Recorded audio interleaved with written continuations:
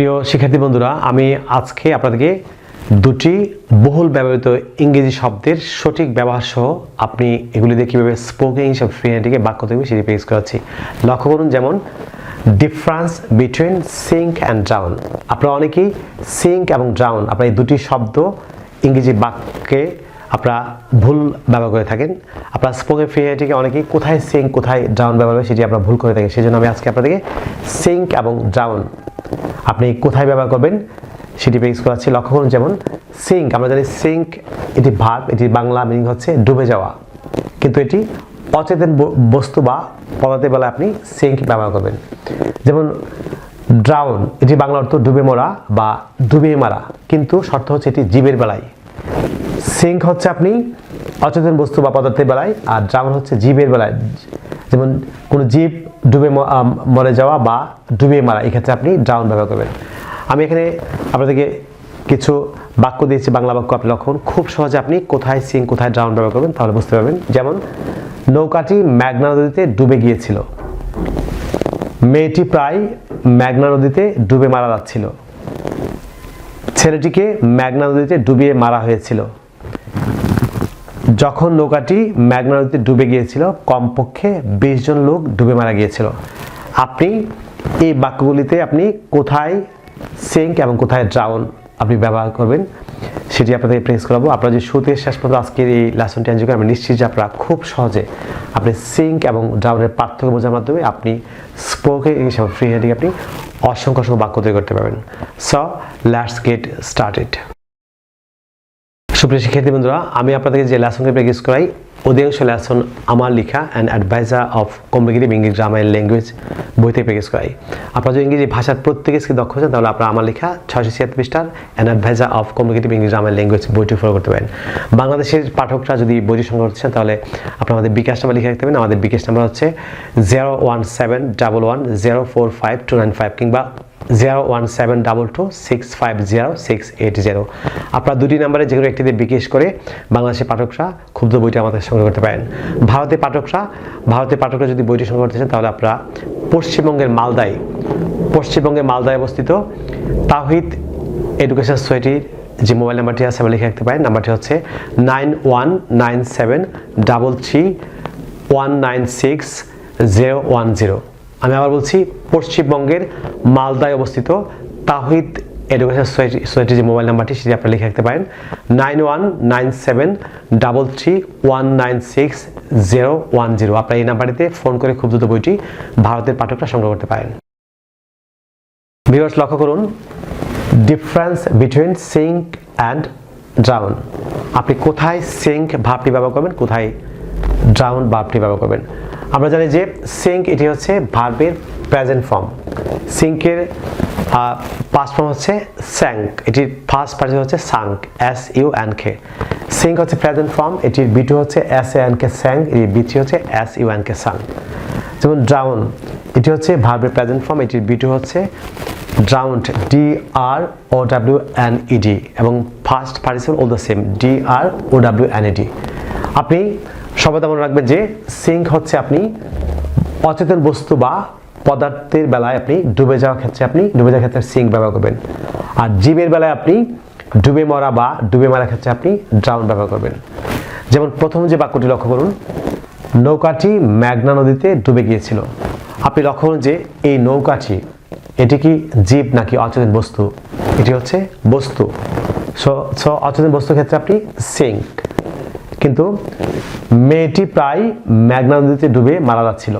লক্ষ্য করুন যে মেয়েটি হচ্ছে জীব, সো এটি হবে আপনি এক্ষেত্রে ডুবে মারা যাওয়া হচ্ছে drown.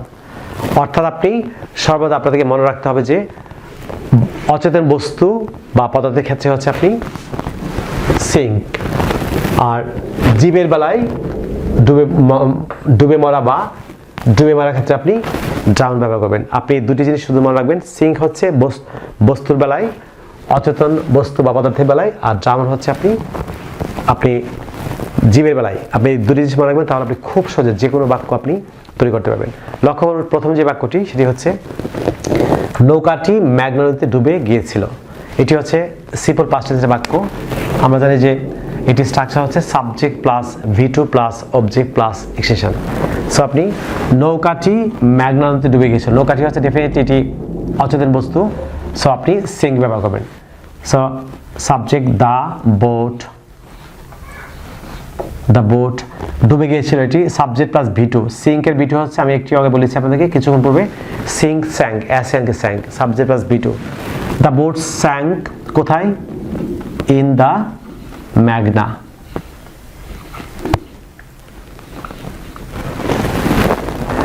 The boat sank in the ম্যাগনা, নৌকাটি ম্যাগনা নদীতে ডুবে গিয়েছিল। এটি সিম্পল পাস্ট টেন্সের বাক্য। আপনি পরে যে বাক্যটি লক্ষ্য করুন যে মেয়েটি প্রায় মেঘনা নদীতে ডুবে মারা যাচ্ছিল।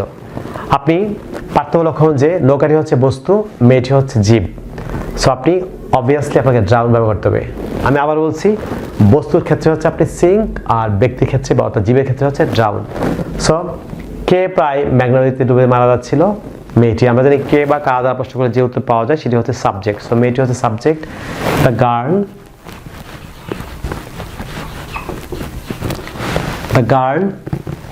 আমরা প্রায় ডুবে মারা যাচ্ছিল, আমরা জানি যে এটি হচ্ছে about to rule, about to about to, কোনো কিছু প্রায় হতে যাচ্ছে, প্রায় করা হচ্ছে, এটি হচ্ছে আমরা অ্যাবাউট টু ইউজ করবো। দ্য গার্ল মারা যাচ্ছিল, the girl was about to, আমরা জানি যে প্রায় মারা যাচ্ছিল, সেক্ষেত্রে আপনি অ্যাবাউট টু ব্যবহার করবেন। The girl was about to, যেহেতু মেয়েটি জীব, সো আপনি ভাব কি ব্যবহার করবেন? DROWN। The girl was about to drown in the Magna.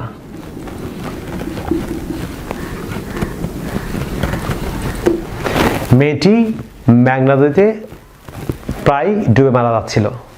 আপনি এটি হচ্ছে, যেহেতু মেয়েটি হচ্ছে আপনি জীব, সো সেক্ষেত্রে আপনি ড্রাউন ব্যবহার করবেন। থার্ড যে বাক্যটি লক্ষ্য করুন যে ছেলেটিকে মেঘনা নদীতে ডুবিয়ে মারা হয়েছিল। আমি আপনাদের প্রথমে বলেছি যে ড্রাউন যে শব্দটি, এটির বাংলা মিনিং হচ্ছে ডুবে মরা বা ডুবিয়ে মারা। ডুবিয়ে মারার ক্ষেত্রে আপনি ড্রাউন ব্যবহার করবেন। সো ছেলেটিকে মেঘনা নদীতে ডুবিয়ে মারা হয়েছিল, এটি হচ্ছে সিম্পল পাস্ট টেন্সে প্যাসিভ ভয়েসের বাক্য। কাকে মারা হয়েছিল? ছেলেটিকে। সো আমরা জানি যে প্যাসিভ ভয়েসে হচ্ছে প্রথমে অবজেক্ট সাবজেক্ট হবে। কাকে মারা হয়েছিল? ছেলেটিকে। সো ছেলেটিকে হচ্ছে দ্য বয়, অবজেক্ট সাবজেক্ট হবে, তারপর হচ্ছে আপনি সাবজেক্ট অনুযায়ী ওয়াজ হয়ে বসবে। সাবজেক্ট থার্ড পারসন, সিঙ্গুলার নাম হলে ওয়াজ হবে, প্লুরাল নাম হলে ওয়া হবে। সো দ্য বয় ওয়াজ, তারপর হচ্ছে আপনি ছেলেটি হচ্ছে জীব, সো আপনি obviously drown. The boy was, object subject হবে, তারপর ভার্বে, তারপর কি হবে? অক্সিলারি বা ওয়াজ হয়ে বসবে, তারপর হচ্ছে ভার্বের ফার্স্ট পার্টিসিপল বসবে। ভার্বের ফার্স্ট পার্টিসিপল হচ্ছে আপনি ড্রাউনের ফার্স্ট পার্টিসিপল হচ্ছে drowned, DROWNED। The boy was drowned কোথায়? আপনি যখন তারপর হচ্ছে আপনি বাকি অংশ কোথায়? মেঘনা নদীতে। The boy was drowned in the ম্যাগনা। The boy was drowned in the Magna, ছেলেটিকে মেঘনা নদীতে ডুবিয়ে মারা হয়েছিল। আপনি সিম্পল পাস্ট টেন্স প্যাসিভ ভয়েসের বাক্য, এখানে ছেলেটি হচ্ছে জীব, সো সেক্ষেত্রে আপনি ড্রাউন ব্যবহার করলেন। যেমন পরে আমি একটি পূর্ণাঙ্গ বাক্য, অনেক চমৎকার একটি বাক্য লিখেছি, আপনি শুধু এই যে এক্সাম্পলটি ফলো করলে খুব সহজে আপনি ফ্রি হ্যান্ড রাইটিং এবং স্পোকেন ইংলিশে আপনি সিঙ্ক এবং ড্রাউন এর সঠিক ব্যবহারের মাধ্যমে আপনি অসংখ্য বাক্য তৈরি করতে পারবেন। লক্ষ্য করুন, যেমন যখন নৌকাটি মেঘনা নদীতে ডুবে গিয়েছিল, কমপক্ষে 20 জন লোক ডুবে মারা গিয়েছিল। আপনি এই বাক্যে যখন নৌকাটি মেঘনা নদীতে ডুবে গিয়েছিল, লক্ষ্য করুন যে এটি হচ্ছে অবশ্যই নৌকাটি হচ্ছে এটি বস্তু, সো এটি আপনি সিঙ্ক ব্যবহার করবেন। কমপক্ষে 20 জন লোক ডুবে মারা গিয়েছিল, লোক হচ্ছে অবশ্যই জীব, সো আপনি ড্রাউন ব্যবহার করবেন। আমি আপনাদের খুব সহজে এই ম্যাজিক যে বাক্যটি, এটি শুধু আপনারা মনে রাখবেন, তাহলে খুব সহজে আপনি সিঙ্ক এবং ড্রাউন ব্যবহারে আপনাদের কখনো ভুল হবে না। সো যখন নৌকাটি মেঘনা নদীতে ডুবে গিয়েছিল,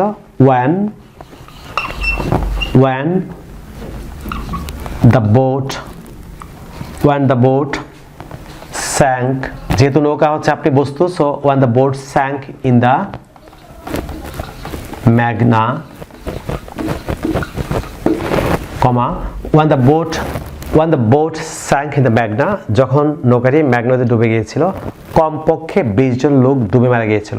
আপনি লোক হচ্ছে জীব, সো আপনি about বা অলমোস্ট আপনি যাই লেখেন, about কমপক্ষে 20 জন লোক হচ্ছে 20 people, about 20, আমি এটি আমেরিকান প্রনাউন্সিয়েশন ব্রিটিশ হচ্ছে 20 আর আমেরিকান হচ্ছে 20। সো 20 people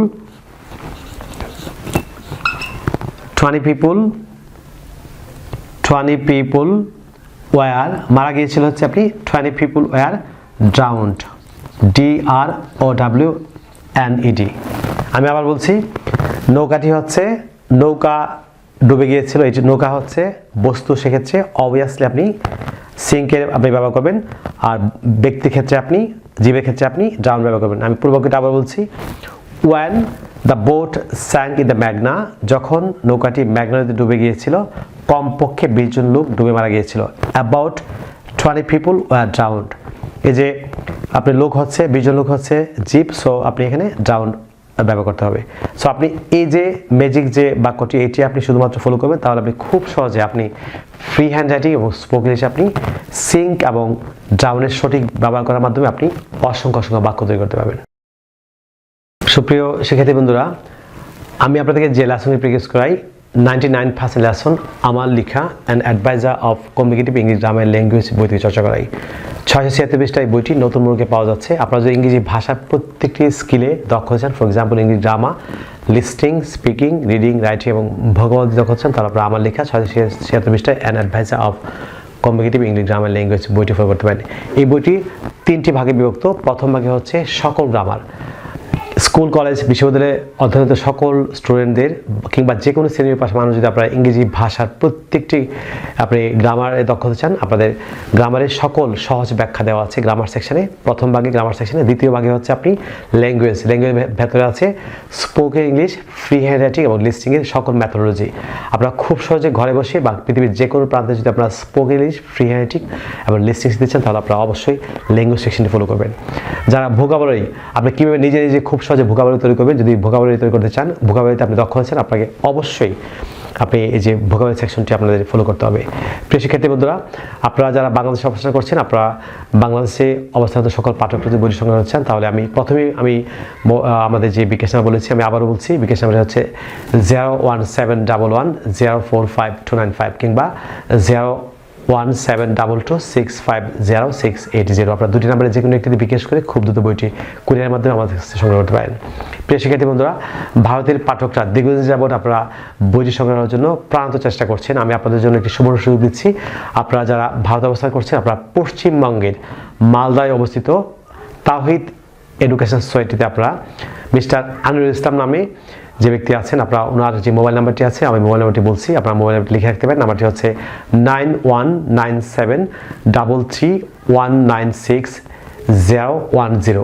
আমি আবার বলছি 919733196010। আপনার এই নাম্বারে মিস্টার আনিরুল ইসলামকে ফোন করে আপনারা অবশ্যই তাওহিদ এডুকেশন সোসাইটিতে আমার বইটি সংগ্রহ করতে পারেন।